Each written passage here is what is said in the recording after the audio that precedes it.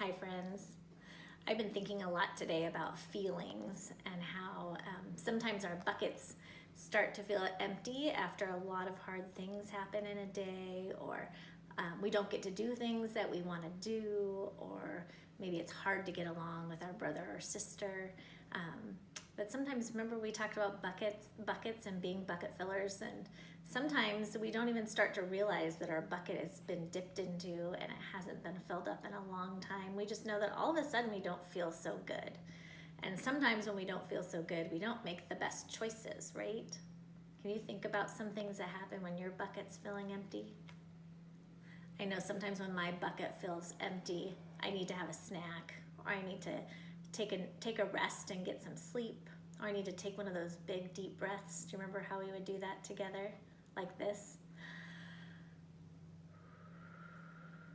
Can you take a big deep breath with me and feel how it starts to fill your bucket back up?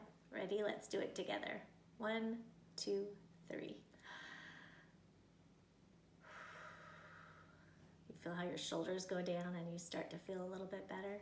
Sometimes that's all it takes, is just a deep breath. Sometimes when my bucket's starting to feel empty, I like to go walk outside and look at the flowers, or listen to hear if I hear birds. What are some things you like to do that helps your bucket not to be empty? I know that sometimes, no matter what I do, my bucket still gets empty, and sometimes I do not make kind choices. And when I don't make kind choices and my voice starts to sound grumpy when I'm talking to my kids, or sometimes I talk too loud, I get so frustrated that I just yell. It made me think of a story that I really like. It's called Harriet, You'll Drive Me Wild. And it's about another mom whose bucket is pretty empty because so many things hard happen. And if you watch Harriet's face, you'll see her bucket starting to look empty too by all those things. So let's read the story together. Harriet, You'll Drive Me Wild by Mem Fox, and the pictures by Marla Frazee. Harriet Harris was a pesky child. She didn't mean to be, she just was. One morning at breakfast, she knocked over a glass of juice, just like that. Her mother didn't like to yell, so instead she said, "Harriet, my darling child." "I'm sorry," said Harriet, and she was. At snack time, she dribbled jam all over her jeans, just like that. Her mother didn't like to yell, so instead she said, "Harriet, my darling child. Harriet, you'll drive me wild." "I'm sorry," said Harriet, and she was. Before lunch, when Harriet was painting a picture, she dripped paint onto the carpet, just like that. Her mother didn't like to yell, so instead she said, "Harriet, my darling child. Harriet, you'll drive me wild. Harriet, sweetheart, what are we to do?" "I'm sorry," said Harriet, and she was. At lunch, Harriet slid off her chair and the tablecloth came with her, just like that. Oh no. Her mother didn't like to yell, so instead she said, "Harriet, my darling child. Harriet, you'll drive me wild. Harriet, sweetheart, what are we to do?" "Harriet Harris, I'm talking to you."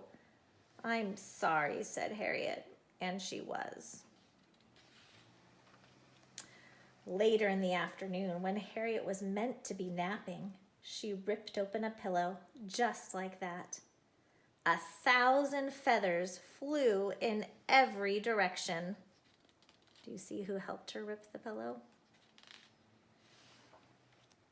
There was a terrible silence. Then Harriet's mother began to yell. She yelled and yelled and yelled. "I'm sorry," Harriet cried. "I'm really, really sorry." Her mother took a big, deep breath. "I know you are," she said, hugging Harriet tight. I'm sorry too.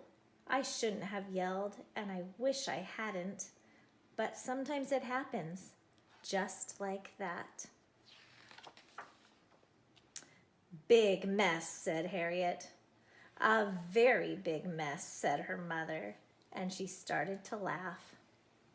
You see the dog now? And they laughed, and they laughed, and they went on laughing as they picked up the feathers together. So just like us in this story, they talk about how sometimes we don't make the best choices. And then do you remember what we say when we do things that we wish we hadn't done and we need to do a do-over? We always say, I'm sorry. And that helps to start to fill up the other person's bucket and to fill up our bucket too.